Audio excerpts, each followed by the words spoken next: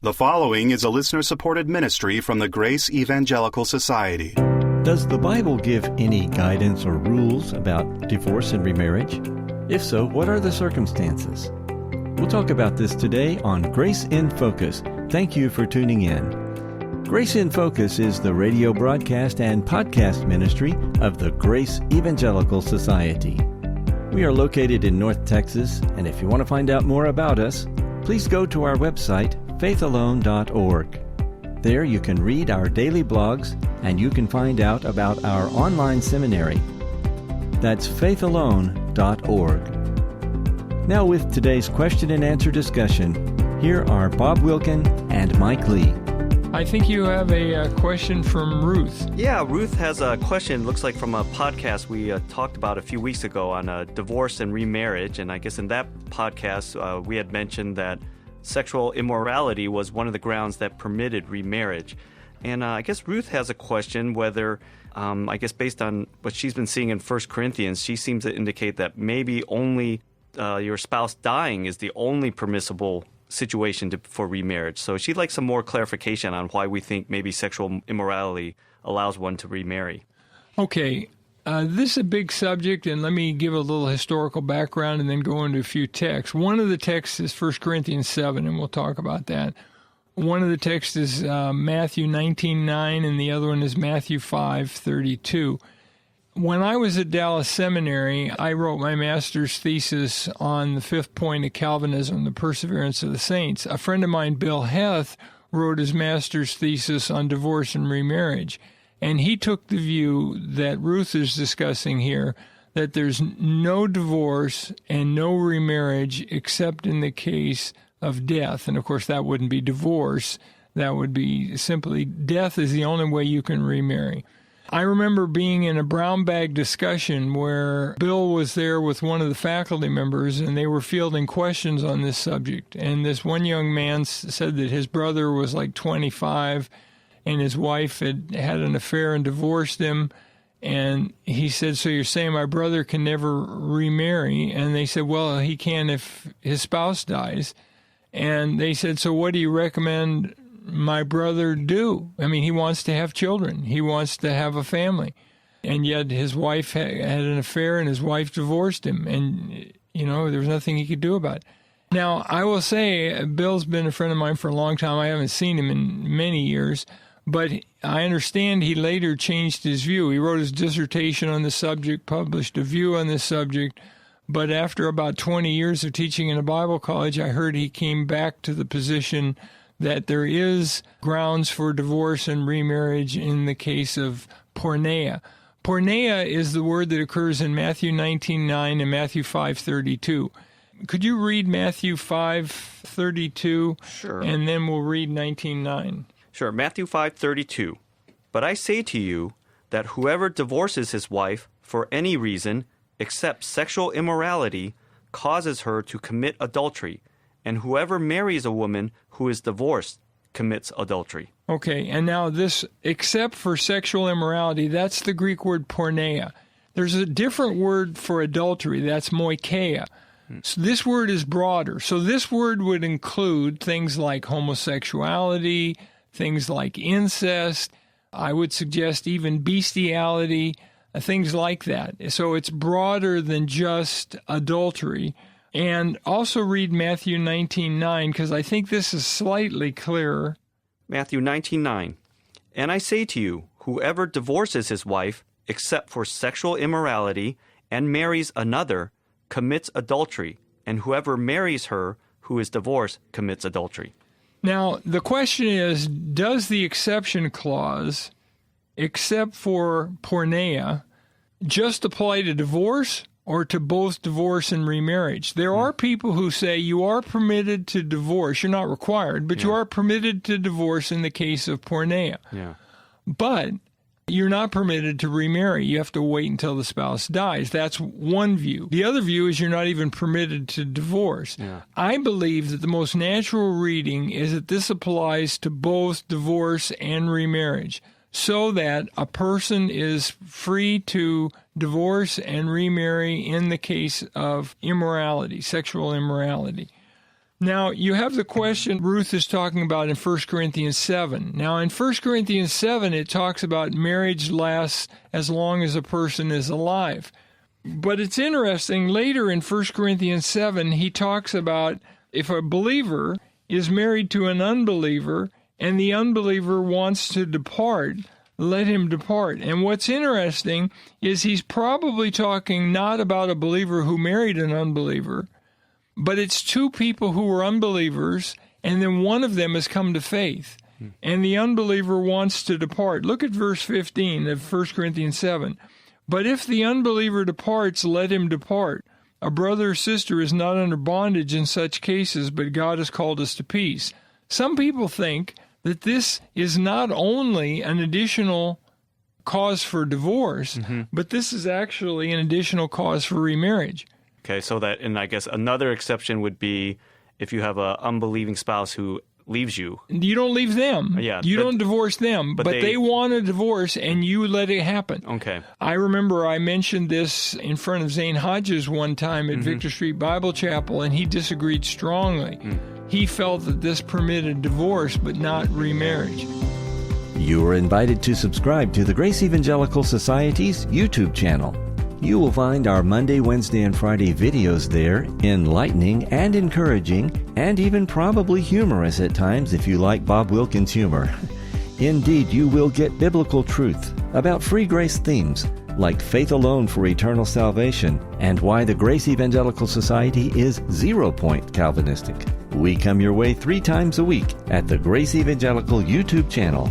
Check it out and tell a friend about the Grace Evangelical Society.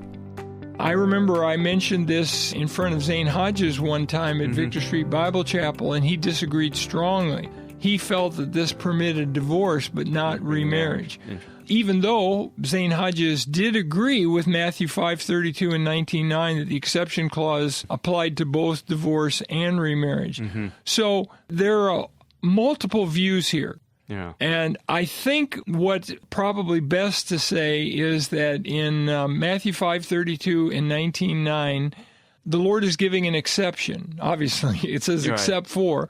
What's funny is some people point out that you don't have this in Mark and Luke. You have just the absolute statement that there's no divorce, no remarriage. Well, I would suggest that the simplest explanation, since we know the Lord said what he said in Matthew 5:32 and 19:9, is that on some occasions he gave the absolute, and on some occasions he did say there's an exception. And so he gives the exception in the Matthew passages. So I would be perfectly comfortable if someone came to me and said, you know, my spouse has committed adultery, they've gone on and married somebody else, they divorced me, they've married somebody else, am I free to remarry? I would be comfortable to say yes based on these passages.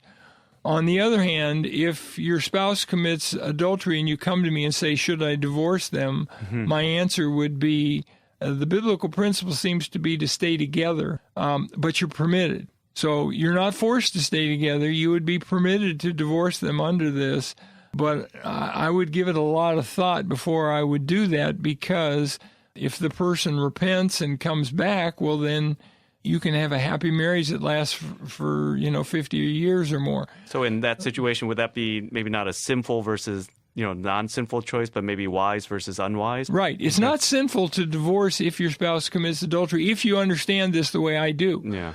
I would also say if 2 unbelievers marry and one becomes a believer and the other one says you're a nut and I want to divorce you. Of course, today you don't even need to let them depart. Today there's no fault divorce, and so a person can divorce you even if you don't want a divorce, right? Right.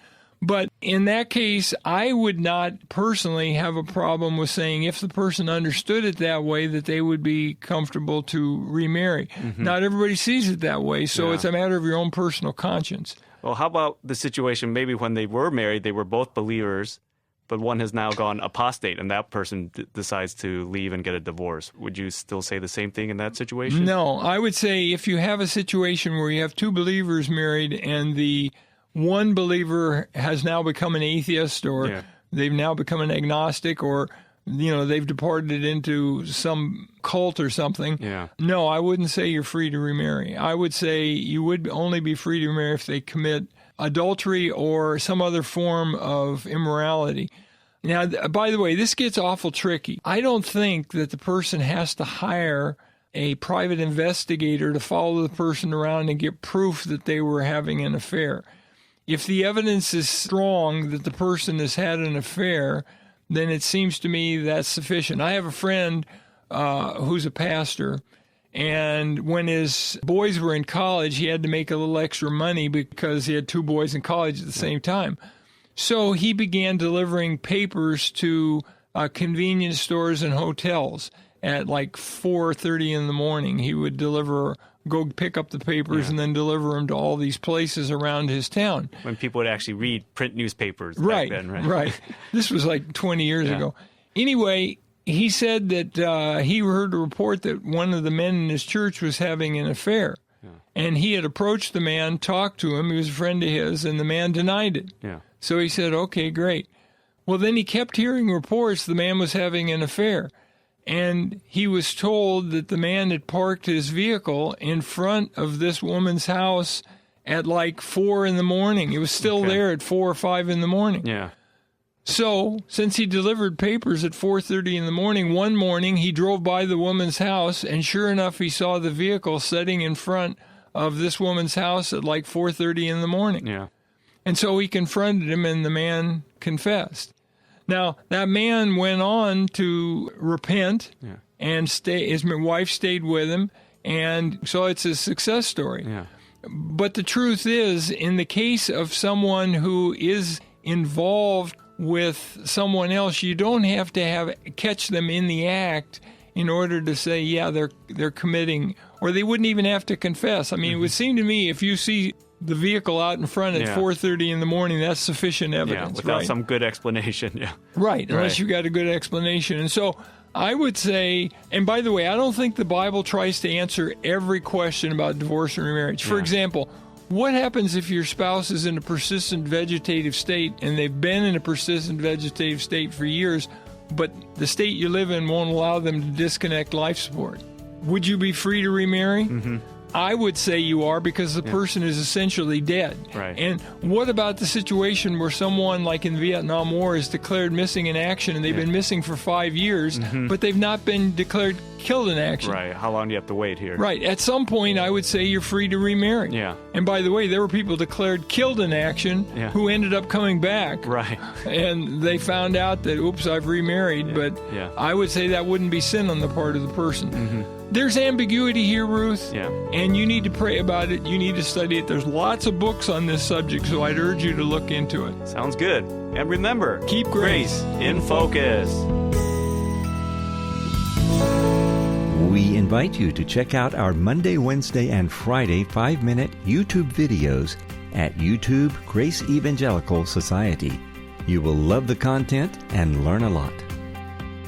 There are a lot of costs involved in staying on the air. That's why we so much appreciate our financial partners. If you'd like to learn how to become one, you can find out more by going to faithalone.org. On our next episode, will the torment in the lake of fire be worse for Satan than others? Please join us, and until then, let's keep grace in focus. The proceeding has been a listener-supported ministry from the Grace Evangelical Society.